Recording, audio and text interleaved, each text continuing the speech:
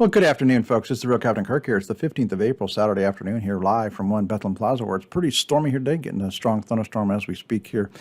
Paying for it yesterday with the record heat of 90-degree weather. In fact, some areas in the Northeast had even upper 90s or all-time record highs here for mid-April.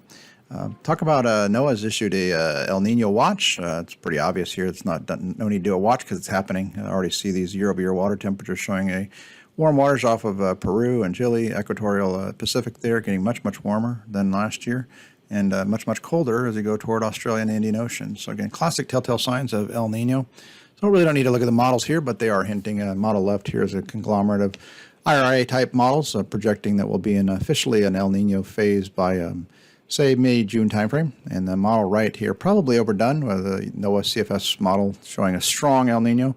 So somewhere between moderate and strong. Again, we'd lean more toward the moderate side here. But again, no doubt about it, a wholesale change in the 3-year La Nina drought cycle here in America. This will lead to a wetter, stormier, as we're already seeing here in Americas with this pattern shift. We look at last week here on the world summary scale here, week ending here tonight, 15th of April. Here in the U.S., 6.1 warmer than last year, warmest in 17 years, third warmest in 38 years, much above average temperatures, 43% drier, driest in 15 years, sixth driest in 38, below average there, and 83% less snow than last year, least in 6 years, 10th least in 38 years. So if there was a fantastic week for spring seasonal sales and merchandise and allergy suffering, unfortunately, this was the week. So a really strong week for our retail customers. Again, they needed it after the pretty soft March. Same general trends up in Canada. Again, 9.4 warmer, warmest in 4 years. So again, good in Americas here. Not so good in Europe and UK, where it was quite a bit colder and wetter. So again, cold and wet's not the good trend here this time of year. You want warmer, drier weather for those strong seasonal sales. Map inset left are the trends versus average. I'm not sure if you can hear our pretty strong thunderstorm outside the windows here right now, but very strong indeed here. In fact, tornadoes here season to date across the U.S. Chilled off a bit here, only 519. Didn't have much shear activity this past week, but still 4% more than last year, 72% above average, most in 6 years. Still in top 5% of history. In fact, that was a lightning bolt that just hit somewhere near the building here. So again, very active tornado season. Unfortunately, this is going to continue across the U.S. This spring season. If we look at this week here again, week ending 22 April, unfortunately, we see another classic setup here of a colder weather moving into the west and the upper Midwest and clashing with that big, strong Bermuda Ridge, warm weather in the southeast. Anytime you do that, somewhere in the middle, really from Texas to the Arkansas, Missouri, and areas, again, probably a good chance of severe weather. In the heart of that cold weather, unfortunately, we're talking snow here. We'll talk about that in a second here. U.S. overall for this week, about 1.5 warmer than last year. Warmest in 4, 16th, coldest 38. So below average, but again, a little bit better than last year, better than about last 4 years. Precip, 13% drier, 14th driest in 38 years. So below average there, but again, don't tell that to folks in the heartland here, where again, there's probably going to be some severe weather, thunderstorms, and tornadic activity. If we look at the snowfall, hard to believe we're still talking that 4-letter word here, but we are. While we're down from last year, 17%, still 42% above average, at least in 4 years, but 9th most in 38 years, with 25% of the U.S. impacted by snow.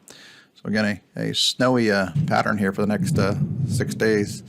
You probably just heard that lightning bolt here, thunderbolt here. I could hear shaking the windows here at the office right now. So again, getting some of that severe weather here. Next week, maybe going to tone down the severe weather threat a little bit with moderating temperatures. Week ending 29 April here for the last full week of April. 0.9 warmer than last year, 17th coldest in 38 years, so still below average national temperatures, but warm on the East Coast, West Coast warming up. Rainfall a hair above last year, but still 12th driest in 38 years. In fact, now you might hear the hail pounding off the building here up on the 8th floor of downtown Bethlehem, Pennsylvania. So again, stormy weather for us, and again, hopefully that will tone down here. Might be some again there in the Midwest, Ohio Valley, but probably not as extreme a severe weather event going into next week. We aggregate these World 2-Week Outlook trends through the 29th of April here. Again, cooler trends in Canada and in the U.S. While the Europe warms up, they're getting warmer and drier after some cold, wet weather.